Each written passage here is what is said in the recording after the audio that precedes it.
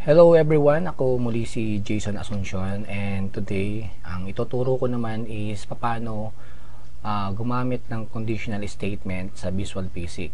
Ang conditional statement na ituturo ko ay yung if at saka yung if-else statement. Okay? Bakit kailangan nating matuto ng conditional statement? Kasi ito yung magdadala sa atin sa higher programming level. Kung puro mathematical operation lang yung ginagawa natin, at saka puro object.properties equal to value lang ginagawa natin sa Visual Basic, yes, makakagawa tayo ng program pero hindi kasing komplikado o kasing laki tulad ng mga inventory system, yan, point of sale, enrollment and billing system, at saka marami pang system. Pag mga laking system na talaga, gagamit ka ng conditional statement. At ang pinakasimple sa mga conditional statement na yon ay ito, yung if and if-else statement. Okay? So, let's go straight. So, kung sumasabay po kayo sa mga tutorial natin, meron tayong dalawang activity, activity 1 and 2. So, bubuksan ko lang tong activity 2. Yung activity 2 po natin, ito bubuksan ko yung project 1 ng activity 2. Yung activity 2 po natin, ito yung gumamit tayo ng option button at saka checkbox. Okay? Pag binuksan nyo at hindi nyo nakita yung form nyo, paki-check lang po yung plus symbol dito sa may form, sa may Project Explorer. Then, paki-double click yung form 1. Yan, lalabas siya. So, natatandaan nyo pa po ba ito? Ito yun, diba? So, yan. Gumamit tayo ng option button at saka ng check box, diba? Kinompare natin kung anong kaibahan ng option button sa check box. So, try natin gamitin, no?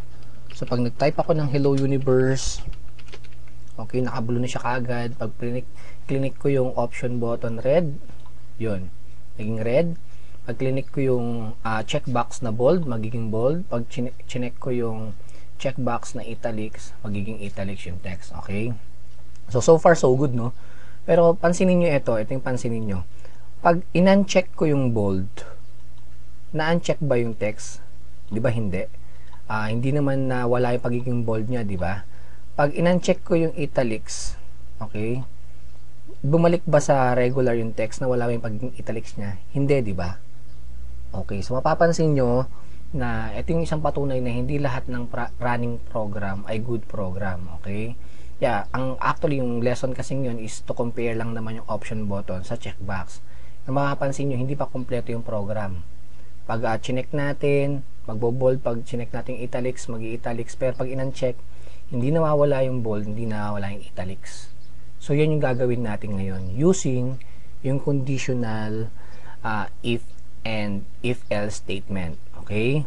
So, ang problema natin nandito sa may checkbox, no? So, dito tayo magko-concentrate. So, sisimulan ko tong checkbox na may naka-type na bold na caption. So, pag dinoble click natin yon, ito yung text niya, di ba? Ito yung code niya sa loob ng check 1 underscore click. Okay? So, ang gagawin ko lang, maglalagay ko ng conditional statement. So, mag-enter lang ako sa ibabaw ng text 1 that font bold is equals to true. Kaya type ko yung conditional statement if. So, ganito ang itsura nun, no? So, if, tapos yung condition. Okay, ano ba yung condition natin? Ang condition natin, gusto natin, kapag nagkaroon ng check mark, yung checkbox natin, dapat magbo-bold siya, 'di ba? Kapag nawala yung check mark dun sa checkbox natin, mawawala yung pagiging bold ng text, right? So ganun yung gagawin natin. And para mas maintindihan rin natin, ang checkbox, yan, may property yan. Ang pangalan ng property niyan is value, okay? So may tatlong value ang checkbox. Okay, ang default value niyan, yung unang-unang value nakikita niyo yung uncheck. Yan yung wala siyang check. Then yung check, yan yung may nakalagay ng check. And last yung grade. Yung grade, ang katumbas nito is disable. Nakalabas siya pero hindi mo pwedeng gamitin. Okay, yan yung grade. So yan yung tatlong value ng checkbox. Una yung uncheck, then check, tapos grade. Okay? So, yan yung gagalawin natin na property ngayon ng checkbox natin. So, yan gagamitin natin sa condition natin. So, sabihin natin, mabalik ko source code, no? If, yung pangalan ng object is check1, o, tatagalugin natin. Kung yung check1, dot, anong property yung gagalawin natin? Diba yung value? Okay? if check1.value is equals to true. Oh, no. Hindi siya true kasi tatlo siya, no? Ginagamit lang yung true or false kapag dalawa lang yung pagpipilian. So, napansin nyo ilan yung value natin? Tatlo. Check, uncheck, at saka grade. So, pwede kong gamitin yung number value niya, no? So, ang number value doon is pag uncheck siya, 0. Kapag check siya, is 1. So, sabihin ko, if check1.value is equals to 1, then, okay, text1.fontBold is equals to true, then, and if. So, kung tatagalugin natin to, kung yung check1.value, kung yung value ng check1 ay equal to 1, ano yung 1? May check siya. Ibig sabihin, naka-selected.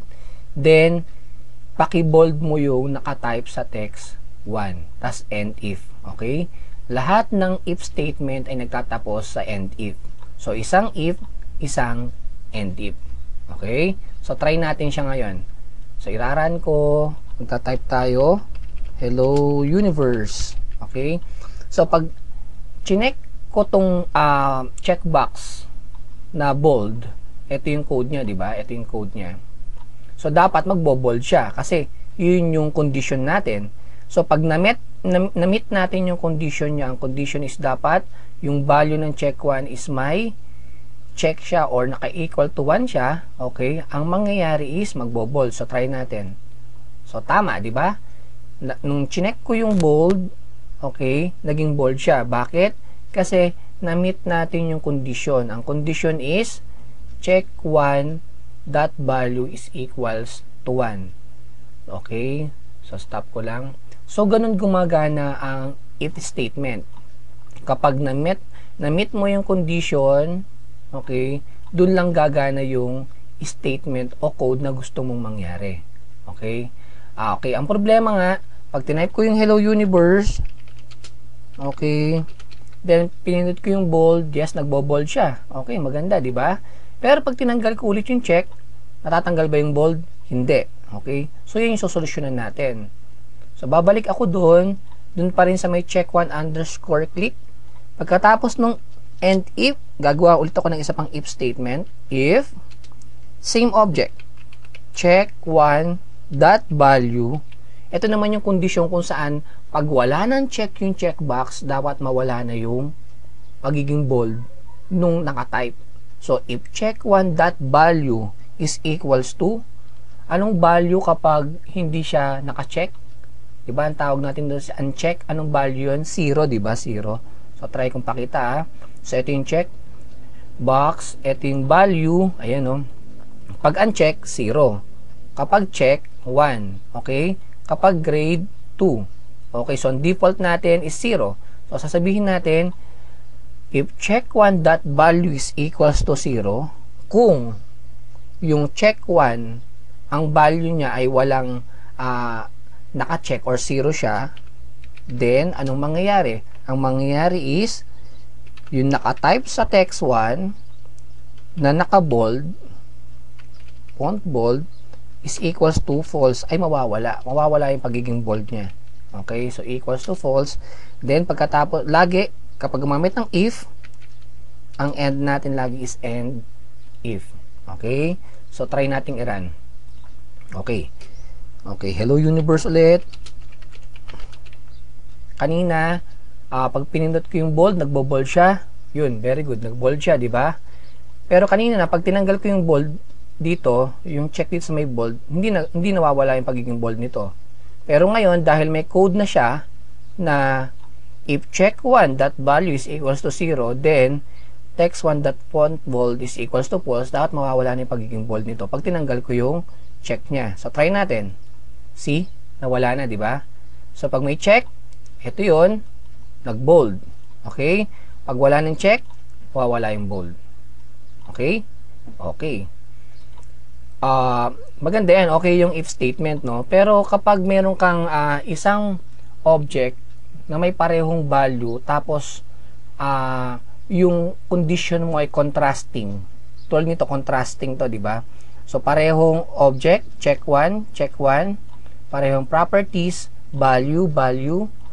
Pero magkaiba yung kanilang value dito. Ito 1, ito 0. So magkaiba sila. So para mas mapaiksi, imbis na gumawa ka ng maraming if and if statement, pwede kang gumamit ng if else statement. Okay? So paano gagawin yon? So ito, medyo i-edit ko lang ng konti. Buburahin ko yung may problema yata ako sa keyboard. Okay, thank you. Okay, buburahin ko yung and if. Okay, pag binura ko yung and if, dadagdagan ko, tatanggalin ko tong if check1 dot value is equal to 0 din. Papalitan ko lang yan ng else. Okay, para mapaiksi. Then, yan, tapos na. Ganito ang structure ng if else statement. Ano nangyari?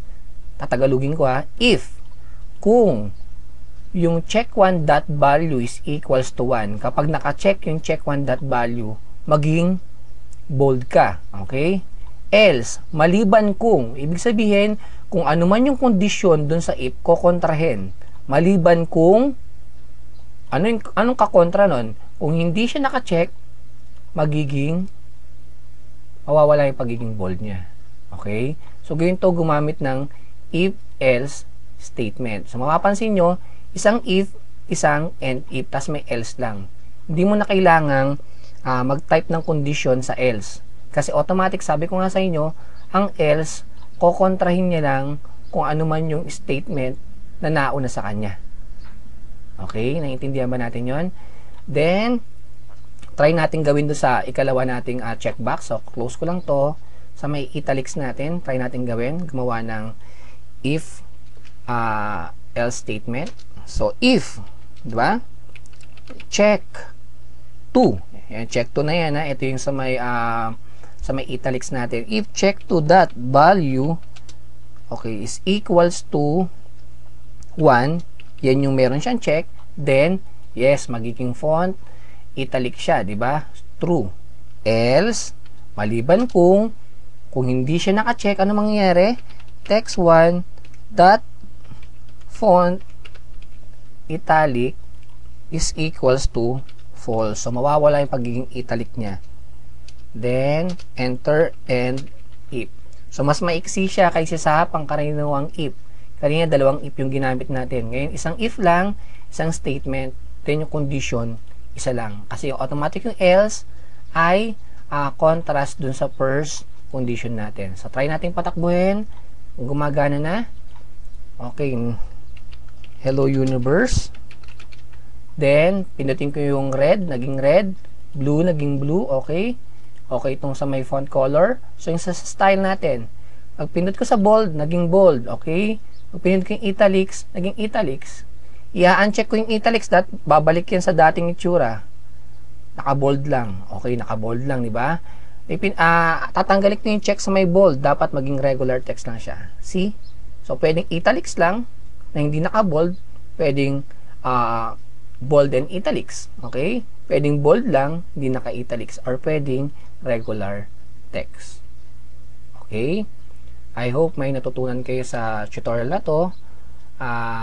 Mulit-muli sasabihin ko, ang tutorial na to ay tool lamang para matuto kayo at kailangan pa rin natin ng guro or mentor para mag-guide sa atin. Hanggang sa muli, kita-kita tayo sa next video and thank you. God bless.